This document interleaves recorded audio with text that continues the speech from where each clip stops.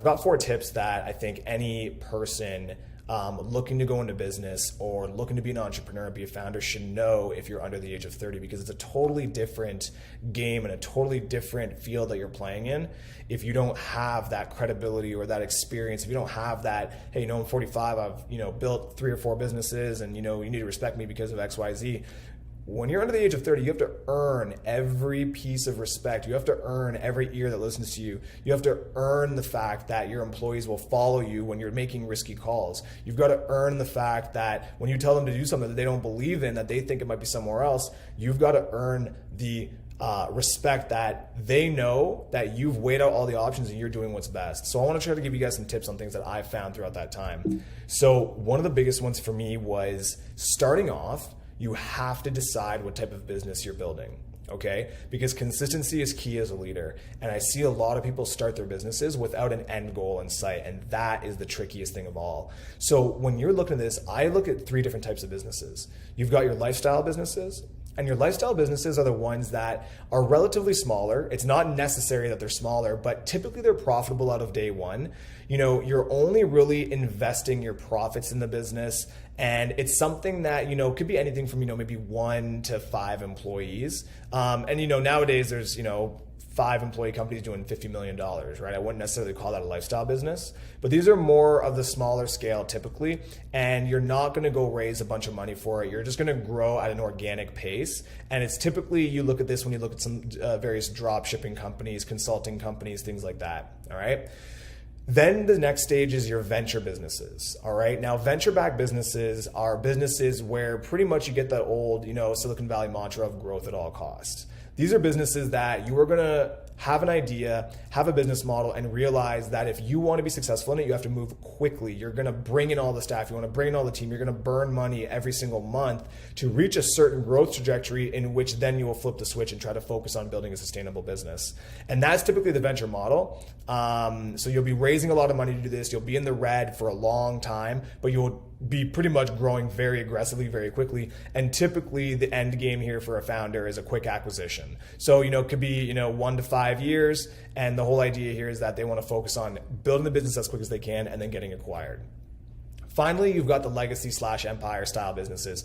These are the businesses that are either a passion project, something that you believe in deeply and you have no interest of selling, but you want to make this as big as possible. Whether it be a business you want to hand down to your family, whether it be a business that wants to change the world, maybe it's R&D related, maybe you've got some really, really cutting edge technology you want to focus on, but really the focus is that, no, you're in this for 10 years minimum, and then you want to put your name behind this. Okay, so those are the 3 different types of businesses that I think you can kind of bucket them into, and not one is better than the other. There's no business that is a better business model. There's none of these that are superior to the other. It's just understanding which one you are, because when questions start coming up like, should I hire? Okay, should I invest in this? Should I develop my product? Should I raise money? Should I sell? Depending what type of business you've chosen, those answers are going to be completely different. The answer to should you raise money is going to be vastly different if your goal is to run a lifestyle business than it is if it's to run a venture business.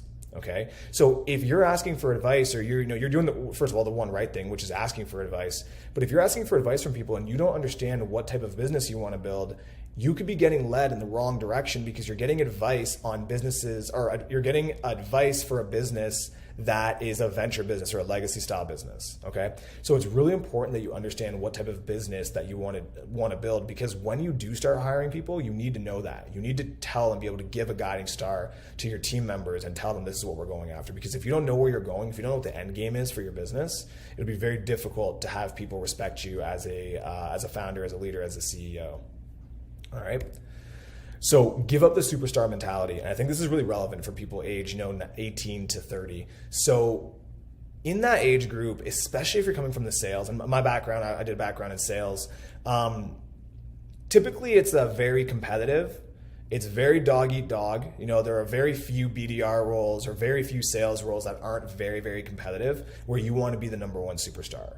And one of the number one things that you have to understand is that just because you're a good player doesn't mean you make a great coach. And you can look at that in tons of sports analogies.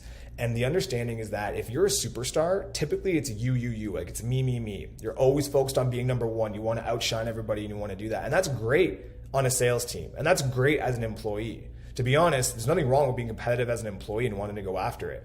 But as soon as you move into management, or as soon as you move into a leadership role, all of that has to go out the window. So as a leader, it's no longer your responsibility to be the superstar. Instead, it's your job to bring the best out of your team. And that was something that hit me really hard, and I was fortunate because my last job, I was there for 4 years, and year one, I was one of the number one sales rep in the company, and I was 21 at the time. And when I moved into management at 22, I got so fortunate to understand that experience where I was like, okay, if I want this branch to do well, and I want my goals to be achieved, I can no longer be an individual contributor. I can no longer be the number one individual contributor. I have to make sure that the team around me is the focus, is my focus. I'm working for them.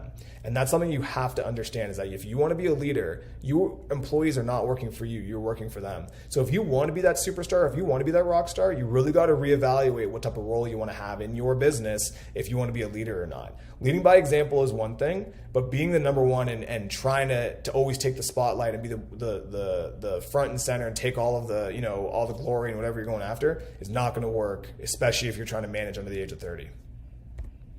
All right, hiring. This is one that, God, this is always a tricky one, especially in your first couple of years. What are you looking to do here? Are you looking to hire for hustle? Are you looking to hire a jack of all trades? Or are you looking to hire for experience? And what I can tell you from my experience, it's a very difficult question, and we've done every different aspect of it. We looked at it in the early days where it's like, wow, if we can just get this rock star, this individual, a ton of experience into the business, then we'll be leaps and bounds ahead and it'll be perfect.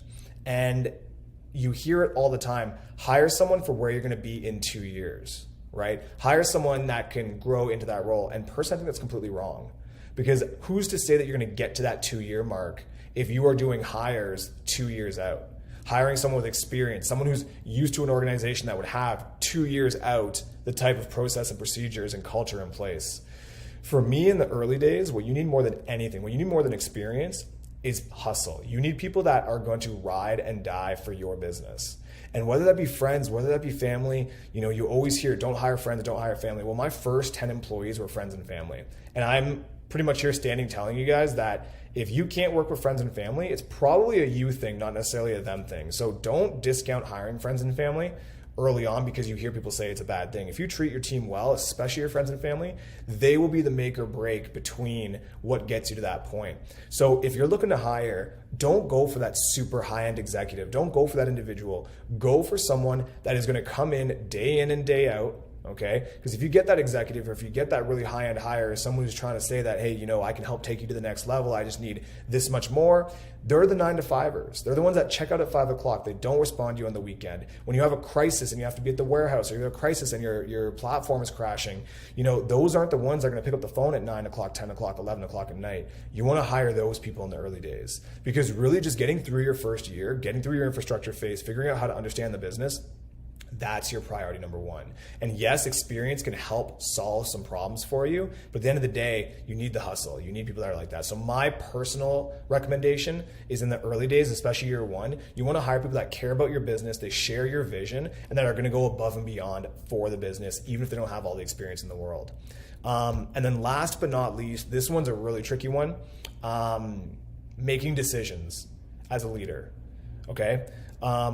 This is the hardest one, and you look at it all the time. And as a founder, as an entrepreneur, it's your job to make decisions. That's pretty much your entire job. Make a decision. Make a decision to guide your team. Make a decision on whether or not to raise money. Make a decision whether or not to launch a product.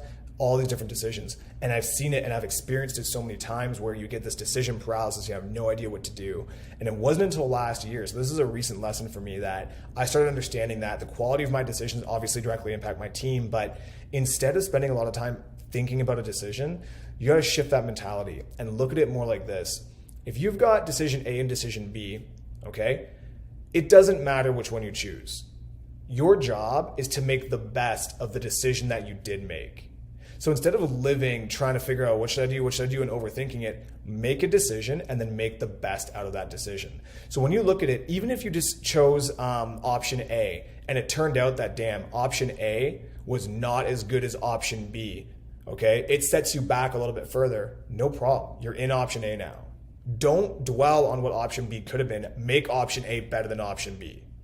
And that's a really good way to start working through decision-making process. It's a great way to boost your own confidence. It's a great way to boost your problem-solving ability. And it's a great way to be a leader to your team when you're able to make decisions confidently, because you know that even if it's the wrong decision, you will work through it and get back to that point. So pretty much, I think that's the biggest thing. So as a founder, CEO, it's not your job to make all the right decisions, but it is your job to make the most out of the decisions that you do make.